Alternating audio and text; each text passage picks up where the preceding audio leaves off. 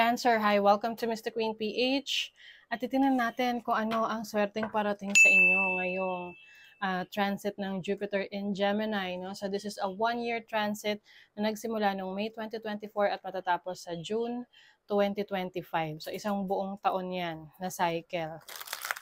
So if you are interested in private readings, meron tayong link sa description at sa pinned comment. So paka-check na lang kung gusto nyo mag-book for a private reading. So itong Jupiter kasi is the planet of abundance, prosperity, good luck, no? Ito ay mapupunta sa inyong 12th house, okay? So to be honest, for you, Cancer, medyo magiging challenging para sa inyo. Ito yung tipong marami ka munang pagdadaanan na challenges before makuha mo yung resulta or rewards ng pinaghirapan mo. Okay? So, ito mas maaring makaresonate dito yung mga Cancer rising. Okay?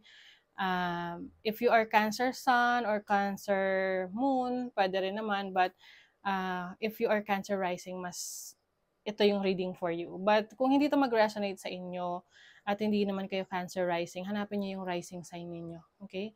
So, yeah, kasi 12th house is about anything na hindi mo napapansin or hindi ka aware tungkol sa buhay mo.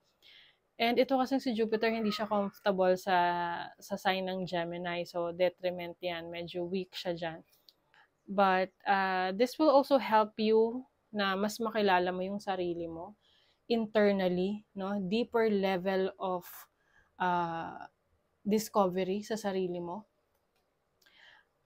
This is about your subconscious, no? So maaring you might experience struggle in expressing yourself, na yung parang mahirap para sa'yo na i-communicate yung totoong nararamdaman mo kasi pwedeng nagiging maingat ka sa mga bibitawan mong salita dahil iniiwasan mo rin na makasakit ng ibang tao, no? Na maaring ito rin yung time na itatago mo yung totoong nararamdaman mo para lang hindi na magkaroon ng issue or gulo within your circle, within the people na nakakasalamuha mo.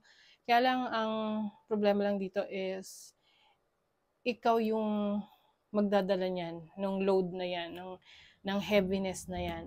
So, for you, Cancer, I think itong transit na to will really help you to get to know yourself better. So, I suggest na kung makaka-experience ka ng mental challenges, emotional challenges,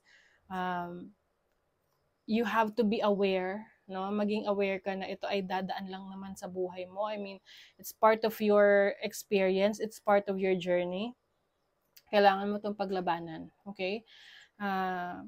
This is also about your talents, your skills na nakatago, no? So, ibig sabihin yan is, hindi mo pa na-discover sa sarili mo. Let's say, you have a talent in singing, you have a talent in,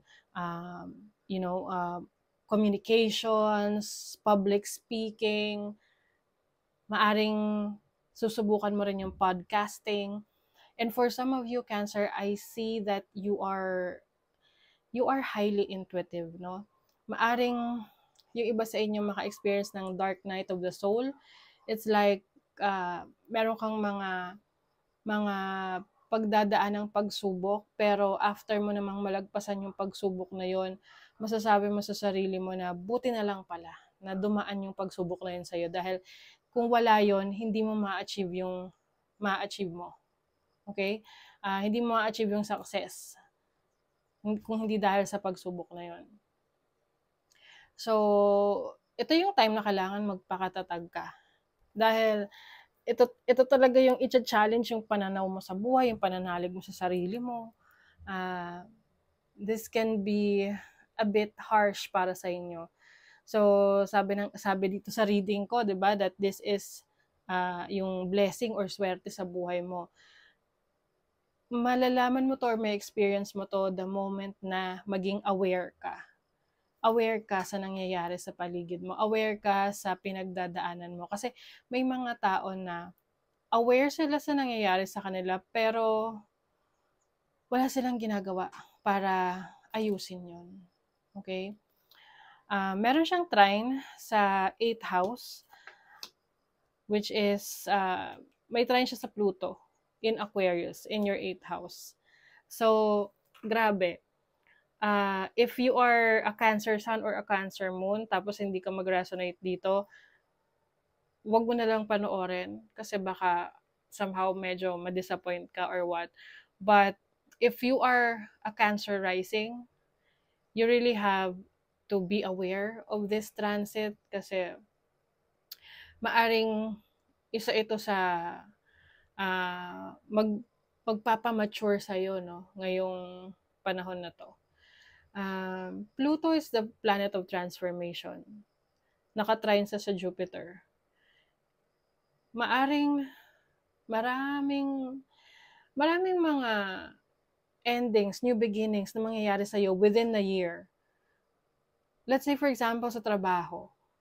Magsisimula ka sa work and then may mga problema, matatapos ka doon, aalis ka, and then magsisimula ka na naman. Alam mo yung ganong klaseng cycle. Hanggat hindi mo natututunan yung lesson. Even sa relationship. Okay? With the 8th house, this is also about other people's money. Possible na merong mga changes in your finances. Depende kasi yan sa magiging decision mo sa buhay eh. So, it's either, halimbawa, no, magte-take out ka ng loan, i-involve mo yung sarili mo sa pangungutang. May dalawang scenario na pwedeng mangyari dyan. Yung pangungutang mo, pwedeng ikaunlad mo yan or pwedeng ikalubog mo. Okay? So, paano ka lulubog sa utang? Ito yung inaasahan mo na siya na gagastusin mo lang for your needs in advance, kaya mo inuutang.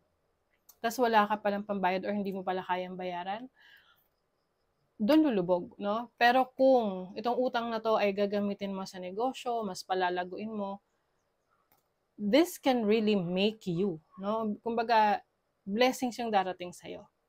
Okay? So talagang for you, Cancer rising, no? Especially Cancer rising, this is medyo critical to na transit para sa inyo. Okay? Because 8th house is also about endings, new beginnings, talagang major transformation. And Aquarius is about breaking that cycle na alam mong hindi na makakatulong sa'yo sa pag-unlad mo. Okay?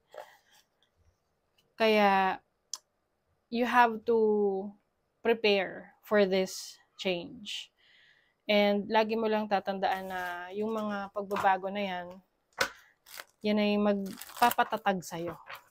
At pag natapos tong transit na to, masasabi mo sa sarili mo na, wow, you have become a better version of yourself.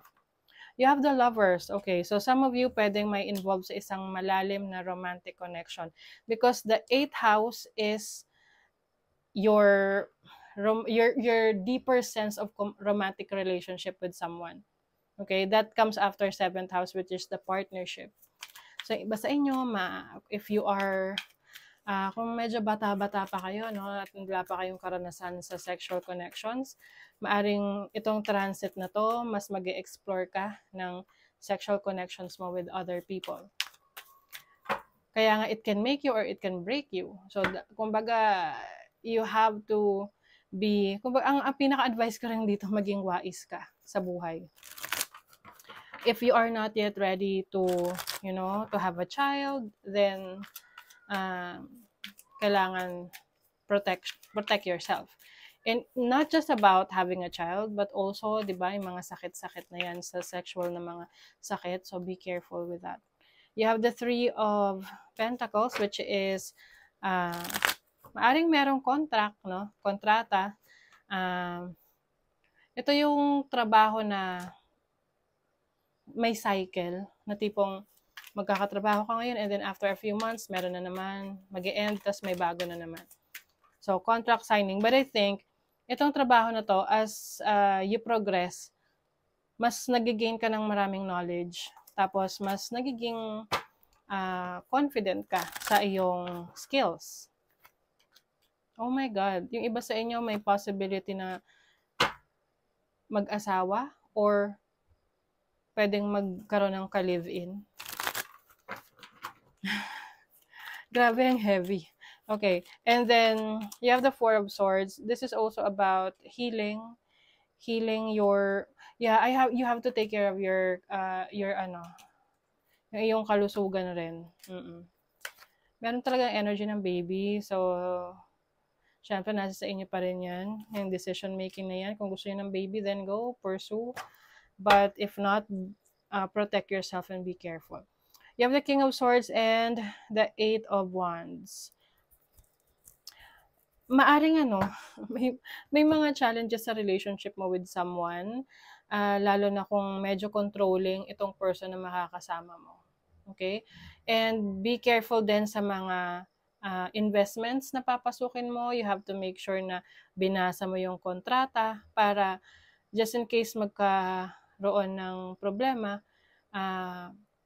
kaya mong proteksyonan yung sarili mo. Okay? Because you have the contract at alam mo yung pinapasok mo. Okay? So, that is your reading, Cancer. Thank you so much. Bye!